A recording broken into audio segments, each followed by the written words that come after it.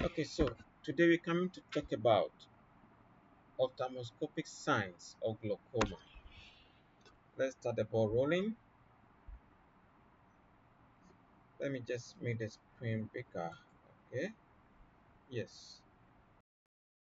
Glaucoma has several parts that we can know about, but a specific class for today is on ophthalmoscopic signs of glaucoma. What it means is that what you find when you use the ophthalmoscope to examine somebody's eye to help you in diagnosis of glaucoma. So, ophthalmoscopic signs of glaucoma is our topic for discussion today.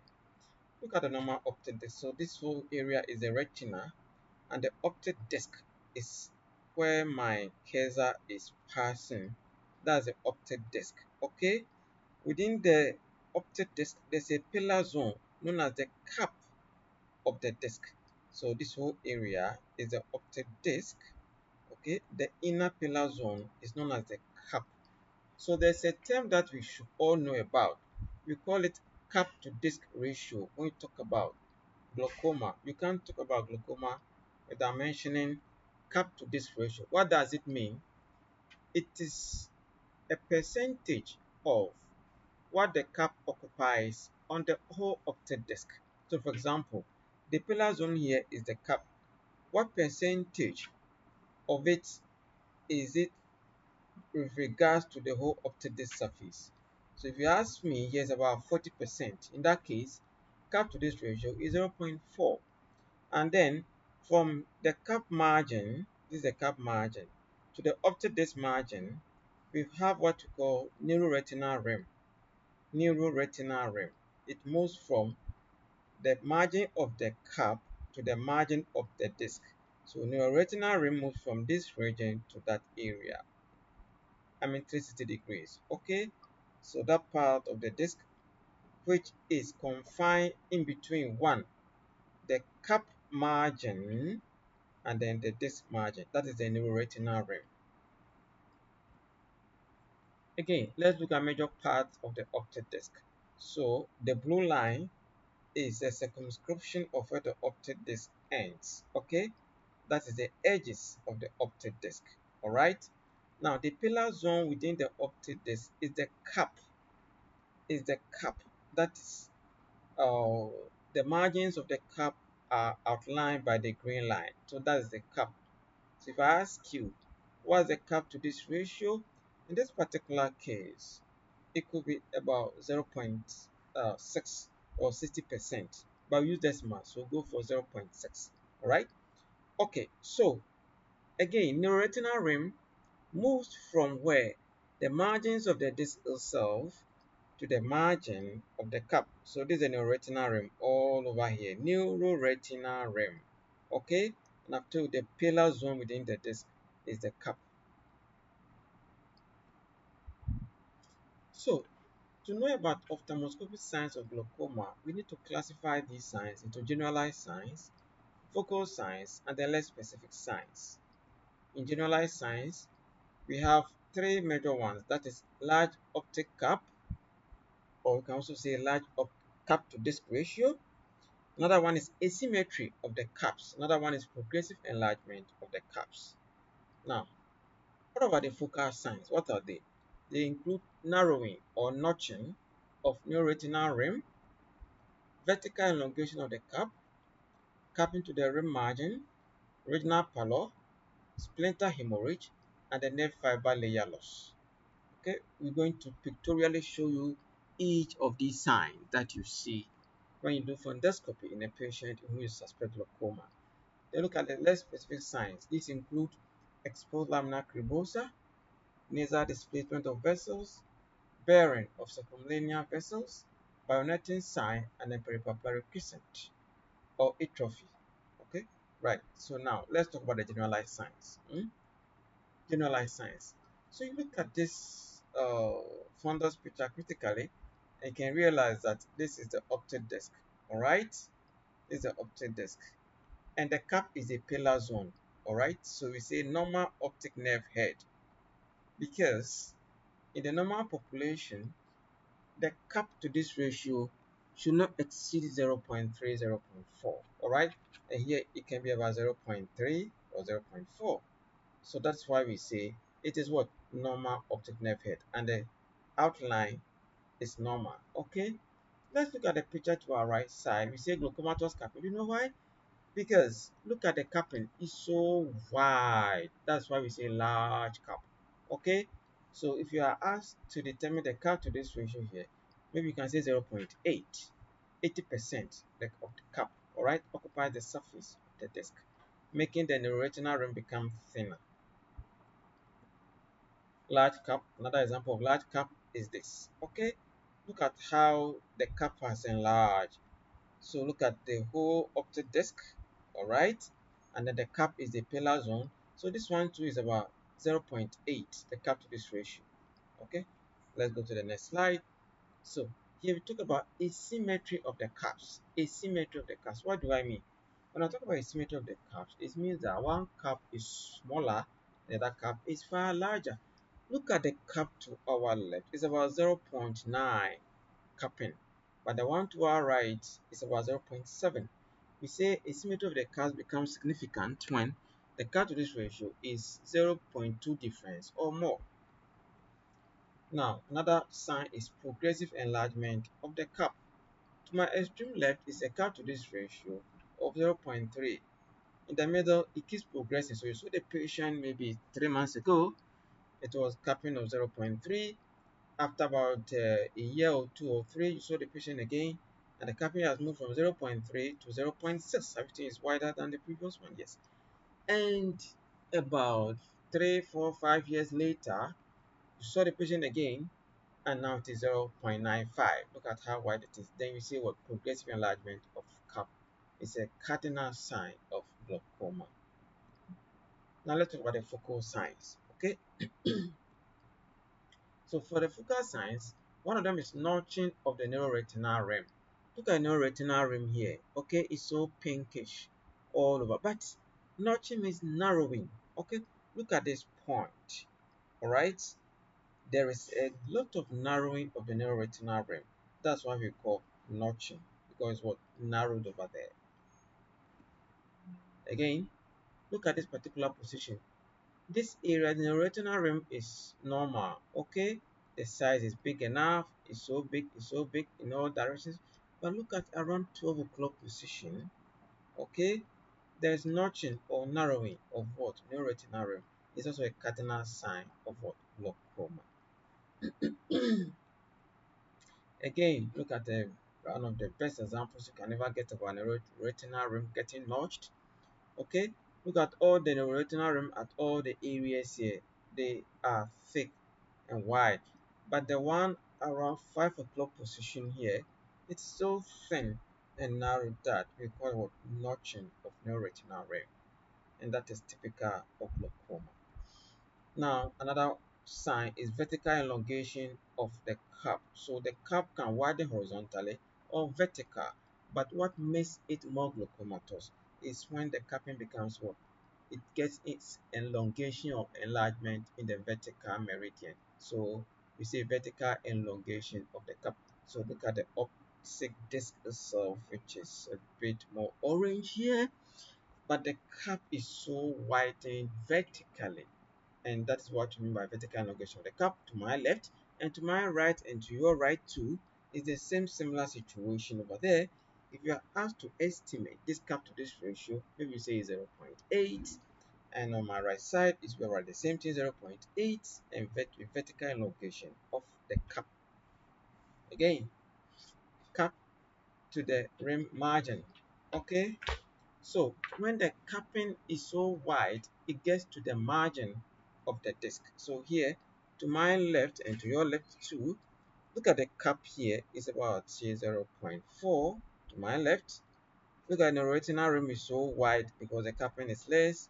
But to our right, we say capping to the rim margin because the capping is so wide that it has almost made the retinal rim disappear. That's what I mean by capping to the rim margin.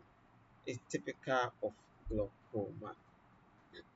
Now, after this retinal pallor, look at the optic disc critically, alright? you see some pale zone here. Okay, this is the whole cup here, but you see one region here is paler than the other, just like this. Okay, this region is a bit paler than the rest of the carpet. That's what we mean by Optodesc retinal pallor, and that is also one of the major features that you look out for when you want to categorize an Optodesc as being glaucomatous in nature. Again, look at another sign here. We call it splinter hemorrhage. Splinter here means longitudinal, linear appearing. There's hemorrhage here. It spans between the retina and the optic disc. Okay, we see splinter hemorrhage. It's also one of the cardinal signs of what? Glaucoma. If you are asked to estimate the cap to this ratio, I would say it's about 0.75. Okay, so similarly, look at splinter hemorrhage here, spanning between the retina and the optic nerve head or the optic disc. Okay, so splinter here means longitudinal or linear hemorrhage, and there you are. It's one of the signs you look out for in terms when you are looking for glaucoma signs. Again, look at a typical example of a splinter hemorrhage over here. So spanning between the retina and the optic disc. Okay, here you are. That is splinter hemorrhage. Another feature I look out for is nerve fiber layer loss. Nerve fiber layer loss. To my extreme and to your extreme left too, look at the color of the whole retina, alright? But realize that where there's nerve fiber layer loss, it's a bit darker. This is where the nerve fiber layer loss is found, where my cursor moves, the arcuate nature of it. And this is happening at superotemporal region of the retina. Okay, why do I know it's superotemporal? Because the macula is to the temporal side, and it's superior because it's found at the upper region. And look at all the region of the retina, it has one color, but where there's nerve fiber layer loss, the color is different from the rest of the retina. Similarly, look at this red-free picture. We realize that there is differentiation between the rest of the retina and where there's nerve fiber layer loss. Where the nerve fiber layer loss is found is a bit darker than the rest of the retina, and this is not an exception here to look at it critically. And when they say there's nerve fiber layer loss, it means the thickness of the retina in that region is a bit less. And look at it pictorially from the scans that we're taking, we realize that from the supratemporal region of the retina, there's a dimple, there's a depression. The retinal thickness is less. That's what the arrow is pointing towards. And graphically, look at how the graph dimples or depresses inside. After that comes the trough. Okay, so that's the depression telling you that the retinal fiber layer is less, is thinner at that region. Clinically, when you examine, this is what you find. Okay, it's a bit darker zone than the rest of the retina. And if it's red free, okay, yes, it's still a bit darker than the rest of the retina. And if you did the scan, optical coherence tomography test, you see that the retina on that part is a bit thinner than the rest of the retina, and the arrow is showing where the depression, the dimple, the less in thickness is being shown. And you look at the trough by the graph that has been drawn, is a depression inside here where you realize that there's a nerve fiber layer loss. Let's go to another slide. Nerve fiber layer loss clinically, what do you see? Look at the rest of the retina, the color compared to this particular zone where my cursor is passing is a bit darker than the rest of the retina. That's where the arrow is showing towards, and that is telling that there's nerve fiber layer loss. Okay, at this time is happening at inferotemporal portion of the retina. Again, look at another picture demonstrating nerve fiber layer loss. The rest of the retina has one color, but the area with the nerve fiber layer loss is a bit darker than the rest of the retina. Look at the arrows pointing, and this area is what we call the nerve fiber layer loss. In this particular picture, is temporal region also, right? Again, so let's talk about the less specific signs in glaucoma during fundoscopy. What are they? One of them is laminar cribosa exposure. Pay particular attention to this particular picture. You realize that there are dots shining dots in within the cap of the disc. So this is the whole disc, and the cap is the paler zone. There are shining dots, okay, and these shining dots are clinical manifestations of what we call the laminar cribosa exposure, right? I think there are also laminar cribosa exposure in other pictures. Let me go back and show you laminar cribosa exposure in other pictures that we have. Look, there are a few here, very shiny dots. Okay, they are laminar cribosa exposure. These are less specific signs. Look at laminar cribosa exposure is shining dots within the cap itself. We call them what? Laminar cribosa exposure. A few of them are here, okay, within the cap. Okay, there are a few of them shining dots within the cap of the disc, and we call them laminar cribosa exposure. Okay, laminar cribosa exposure was our last slide, and then so that is it. Okay, another so yeah, you have more features. Okay, so what you have here, nasal shifting of the vessels. So we call them nasalization of the vessels that are found on the disc. Another form is optic disc atrophy. When the cap is so much, becomes very pale. The disc is become very pale. So we call it optic disc atrophy. Alright. So or we can call it glaucomatous optic atrophy. Right. So we also have what? Thin neuroretinal rim. When there's atrophy and there's so much cap, this neuroretinal rim becomes very thin because the cap is so large. Again, you have what? Bearing of circumlinear vessels. When I say bearing of circumlinear vessels, what do I mean specifically by bearing of circumlinear vessels? See, this occurs in areas where the retinal rim tissue has been lost. Thus, the structural support for the vessel leaving the optic nerve is no longer present and is clinically seen as vessels hanging across the optic nerve cap without adjacent support of the retinal rim. Okay, so they are hanging vessels. Okay, without any support from the retinal rim. We call them a bearing of circumlinear vessels.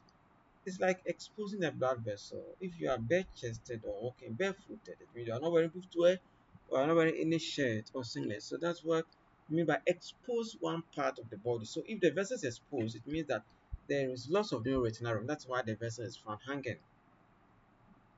So we also have another one called peripapillary atrophy or peripapillary crescent. There are two major zones here. The darkening around the disc is known as what? Peripapillary atrophy or peripapillary crescent.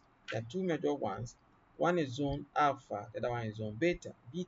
The alpha is a bit more external and darker than the inner portion, which is what? Zone beta. So you look for all these signs when you do fundoscopy in a patient who is said to have glaucoma. Another one is what? Nasal displacement of vessels and bionetting sign. Okay, so nasal displacement of vessel, have you seen here? All right, so this is the right eye, so the nasal portion is this side, and then you see all the vessels have been displaced nasally. That's what we mean by nasal shift or nasal displacement of vessels. Again, you have the bionetting sign. What is bionetting sign? Okay, it's very important to look for it in a client when you're doing fundoscopy and in whom you suspect glaucoma. Bionetting sign or bionetting vessel, as you find here, bionetting vessel, bionetting sign. Okay, it's a sign usually observed in more advanced glaucoma in which the path of the vessel, okay, the path of the vessel, the path of the vessel draws a 90-degree angle when entering the edge of the optic nerve as a result of substantial localized neuroretinal loss. So there is angulation of 90 degrees. Look at the vessel here. As it reaches almost the edge of the disc, it angulates into what we call like a rectangle triangle. Okay, 90 degrees angulation. We call it bionetting sign. You look for that one too when you are looking for signs of glaucoma in a patient. Students, this is the end of my lecture. So I will urge you to continue learning how to go through these slides several times. And if you get any difficulty, we'll meet in class and then we clarify them. So to see you again, make sure that you learn your slide very well. Okay. So I'll see you